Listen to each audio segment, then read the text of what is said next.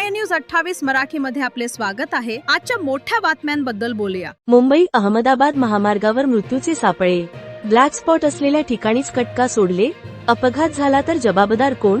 जनता NHAIला जाब विचारते। NH48 वर चारोटी तवा हॉटेलजवळ, मनोर येथील पेट्रोल पंपाजवळ, खडकोना येथे ब्लॅक स्पॉट घोषित केलेले आहेत। नियमाप्रमाणे इथे रेलिंग लावून कट कायमचे बंद करणे बंधनकारक आहे, पण प्रत्यक्षात परिस्थिती उलटीच आहे। या ब्लॅक स्पॉटवर रेलिंग न लावता कट उघडेच ठेवले आहेत।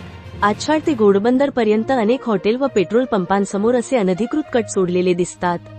सामान्य जनतेचा सवाल आहे, NHAIचा या हॉटेल पंप मालकांना आशीर्वाद तर नाही ना? काही दिवसांपूर्वी रेसिलेंट इंडियाच्या तक्रारीनंतर पोलिसांनी कट बंद करण्याचे आश्वासन दिले।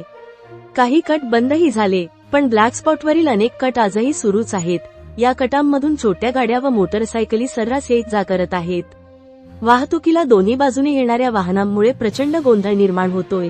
हे अपघाताला उघड आमंत्रण आहे।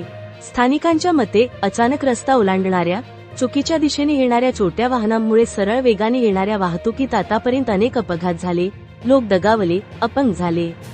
ग्रामस्थांची मागणी स्पष्ट आहे, NH48च्या अधिकाऱ्यांनी या अनधिकृत कटांवर तातडीने रेलिंग लावून ते कायमचे बंद करावेत।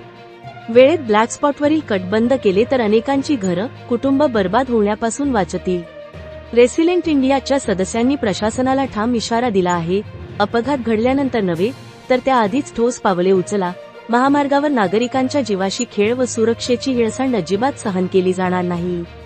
नियम डावलून ब्लॅक स्पॉटवर कट कोणाच्या सांगण्यावरून सुरू ठेवले? NHAIचे अधिकारी झोपलेत का? एका अपघाताची वाट पाहताय? जनता उत्तर मागते, उद्या अपघात झाला तर जबाबदार कोण? रहीम कुरेशी, आय न्यूज 28 मराठी, डहाणू विधानसभा मतदारसंघची रिपोर्टर।